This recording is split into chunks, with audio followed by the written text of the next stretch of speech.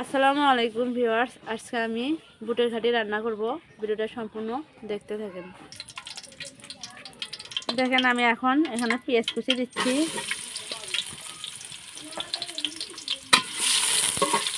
পেঁয়াজটা আমি একটু ভাজা ভাজা করে নেব।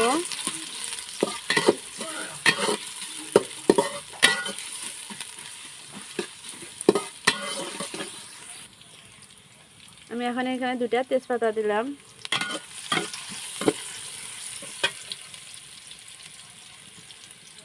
রসুন বাটা, আদা বাটা, জিরে বাটা, শুকনো মরিচ বাটা। আমি সবগুলো মশলা এখন ভালোভাবে একটু ভেজে নেব।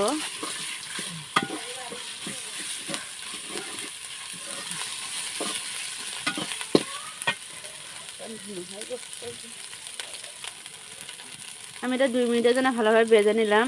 এখন থেকে লাগার জন্য এখানে আমি পানি দিয়ে দিচ্ছি, যাতে মশলাটা পুরো না যায়।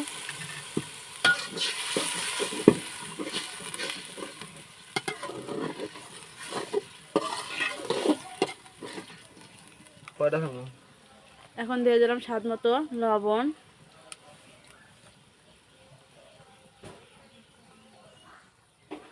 হলুদ,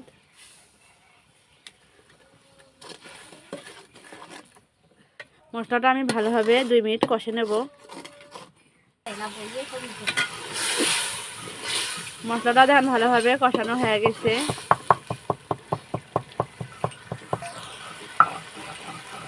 এখন আমি দিয়ে দিলাম গরম মশলা। এখানে সাদা এলাচ, কালা এলাচ, দারচিনি, বস সবগুলো দেওয়া হয়েছে।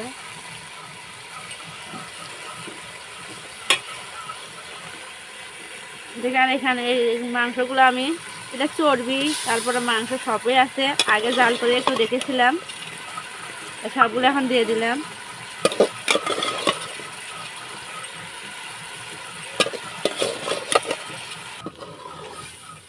মাংস চেয়ে চর্বি দিয়ে, চর্বি, তেল, পেঁপড়া এসব দিয়ে ঘাটি বেশি ভালো লাগে, তাই আমি সব দিয়ে সবসময় ঘাটি রান্না করি।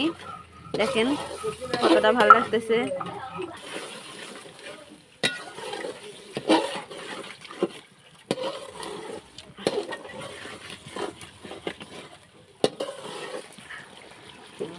এখন আমি এখানে সামান্য পরিমাণ পানি দিলাম, দিয়ে মাংসটা ভালোভাবে কষে নিচ্ছি।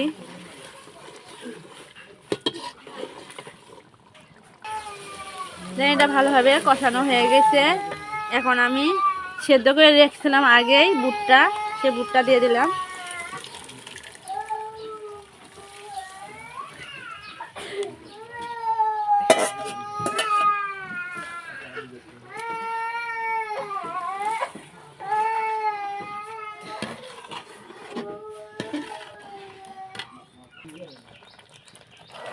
দেখেন কালাইটা আমি ভালোভাবে এখানে খাটিয়ে নিয়েছি মাংসটার সাথে।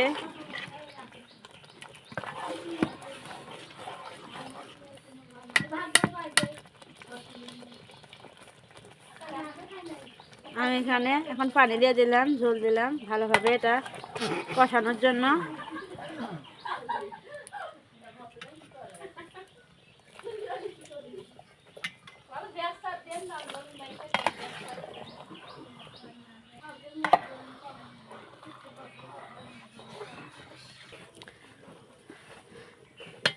দেখেন ঘাটিটা এখন আমার হয়ে গেছে।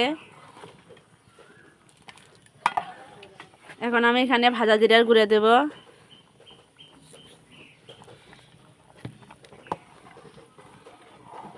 আজকে রেসিপি এখানে শেষ, দেখাবো অন্য কোনো রেসিপিতে। ধন্যবাদ, সবাই ভালো থাকবেন। খোদা হাফেজ।